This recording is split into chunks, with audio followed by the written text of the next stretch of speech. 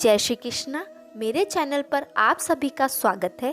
आज मैं आपको सुनाने जा रही हूँ भगवत गीता का सार, जिसमें हम श्री कृष्ण के 30 अनमोल वचनों को सुनेंगे जो हमारी ज़िंदगी में कहीं ना कहीं ज़रूर काम आते हैं।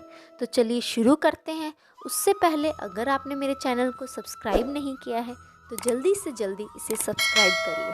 तो चलिए शुरू करते हैं। श्री कृष्ण कहते हैं, जैसे इसी जन्म में जीवात्मा बाल, युवा और वृद्ध शरीर को प्राप्त करती है, वैसे ही जीवात्मा मरने के बाद भी नया शरीर प्राप्त करती है। इसलिए वीर पुरुष, तुम डरो मत, मृत्यु से घबराओ मत, क्योंकि तुम्हें मृत्यु से घबराना नहीं चाहिए।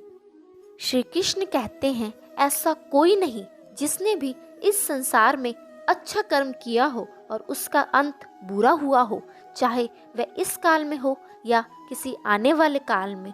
इसलिए तुम्हें कभी भी डरना नहीं चाहिए और अपने अच्छे कर्म को हमेशा करते ही रहना चाहिए।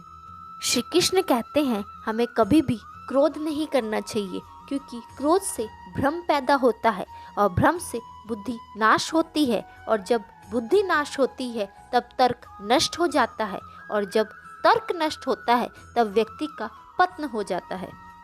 श्री कृष्ण कहते हैं, अगर आप अपने लक्ष्य को प्राप्त करने में असफल हो जाते हैं तो अपनी रणनीति बदलिए, ना कि लक्ष्य। आप नए रास्ते ढूंढिए, नए तरीके ढूंढिए, जिससे कि आप अपने लक्ष्य को प्राप्त करने में सफल हो सके। कभी भी अपने लक्ष्य को ना बदले, हमेशा नए नए तरीके अपना के अपने लक्ष्य को पाने के रास्ते ढूंढिए। श्री कृष्ण कहते हैं, तुम्हारा क्या गया जो तुम रोते हो? तुम क्या लाए थे जो तुमने खो दिया? तुमने क्या पैदा किया था जो नाश हो गया? ना तुम कुछ लेकर आए, जो लिया यहाँ से लिया, जो दिया यहीं पर दिया, जो लिया इसी भगवान से लिया और जो दिया इसी को दिया। इसीलिए हे पुरुष, कभी भी अपने ऊपर घमंड नहीं करना चाहिए और उस भगवान को हमेशा याद रखना चाहिए। श्री कृष्ण कहते हैं कि हमेशा अपने मन को नियंत्रित रखो, हमेशा उसके ऊपर कंट्रोल रखो। अपने मन को कभी भी अपने ऊपर हावी ना होने दो, क्योंकि जो मन को नियंत्रित नहीं करते उनके लिए वह शत्रु के समान कार्य करता है।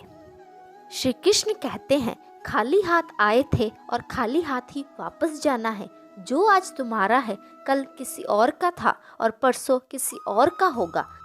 तुम इसे अपना समझकर मगन हो रहे हो, बस यही तुम्हारी गलती है, बस यही प्रसन्नता तुम्हारे दुखों का असली कारण है।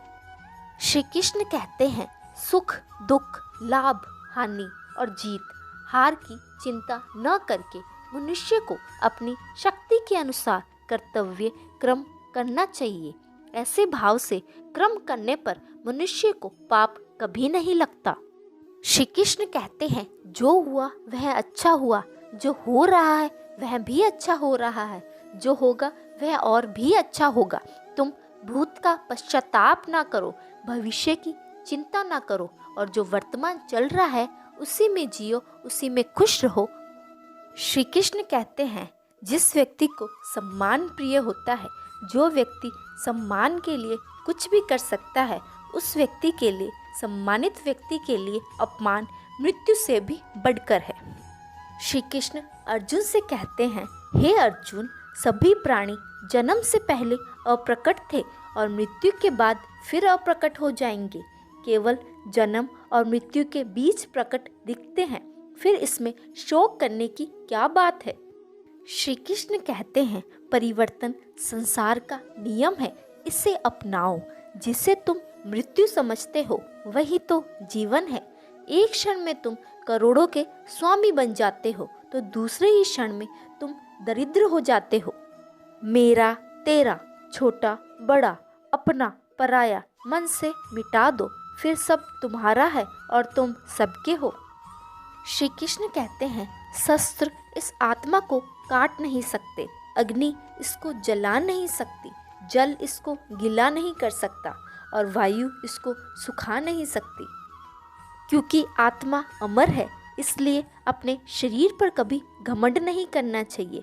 जैसे मनुष्य अपने पुराने वस्त्रों को उतार कर दूसरे नए वस्त्र धारण करता है, वैसे ही जीव मृत्यु के बाद अपने पुराने शरीर को त्याग कर नया शरीर प्राप्त करता है। इसलिए भगवान श्री कृष्ण कहते हैं कि तुम अपने आप को भगवान को अर्पित करो। यही सबसे उत्तम सहारा है। जो इसके सहारे को जानता है वह भ्रम, चिंता, शोक से सर्वदा मुक्त रहता है। श्री कृष्ण कहते हैं आत्मा न तो कभी जन्म लेती है और ना ही मरती है। शरीर का नाश होने पर भी इसका नाश नहीं होता। आत्मा अजर है, अमर है। जो लोग इस आत्मा को मारने वाला या मरने वाला मानते हैं वे दोनों ही नासमझ है। आत्मा न किसी को मारती है और ना ही किसी के द्वारा मारी जा सकती है। श्री कृष्ण कहते हैं न यह शरीर तुम्हारा है और न तुम शरीर के हो। यह अग्नि, जल, वायु, पृथ्वी, आकाश से मिलकर बना है और इसी में मिल जाएगा। परंतु आत्मा स्थिर है, फिर तुम क्या हो? जैसे इसी जन्म में जीवात्मा बाल, युवा और वृद्ध शरीर को प्राप्त करती है, वैसे ही जीवात्मा मरने के बाद भी नया शरीर प्राप्त करती है। इसलिए वीर पुरुष को मृत्यु से कभी भी घबराना नहीं चाहिए। श्री कृष्ण कहते हैं कर्म करो और फल की चिंता त्याग दो। अगर आप फल की चिंता किए बिना कर्म करते रहोगे तो आपको अपने जीवन में सफलता जरूर मिलेगी। श्री कृष्ण कहते हैं अगर आपका मन अशांत है तो इसे नियंत्रित करना कठिन है, लेकिन निरंतर अभ्यास से आप इसको नियंत्रित कर सकते हैं। श्री कृष्ण कहते हैं कि हमेशा अपने कर्म पर ही दिल लगाना चाहिए। अगर आप अपने कर्म पर दिल लगाओगे तो आपको फल अवश्य मिलेगा। श्री कृष्ण कहते हैं कि मुझे हमेशा याद करते रहो, अपने मन में हमेशा रखो, और जो व्यक्ति मृत्यु के समय मेरा स्मरण करता है वह अवश्य ही मेरे धाम को प्राप्त होता है। इसमें कोई संशय नहीं। श्री कृष्ण कहते हैं कि दूसरों की देखा देखी ना करो, अपने हिसाब से जियो। जो दूसरों के अनुसार अपने जीवन को जीने लगते हैं उससे अच्छा है अपने भाग्य के अनुसार जियो।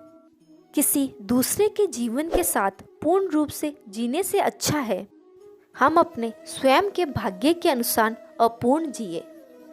जय श्री कृष्ण। ये थे श्री कृष्ण के कुछ अनमोल वचन। उम्मीद है आप सभी को ये पसंद आए और आप सभी के मन को ये सब सुनकर बहुत ही शांति मिली। इस तरह के और वचनों को सुनने के लिए, अपने मन को शांत रखने के लिए मेरे चैनल को सब्सक्राइब करें और वीडियो को लाइक करना बिल्कुल ना भूलें, ताकि इस तरह की कृष्ण वाणी में आप तक और पहुंचा सकूं, और इसे ज़्यादा से ज़्यादा शेयर करें। धन्यवाद। जय श्री कृष्ण।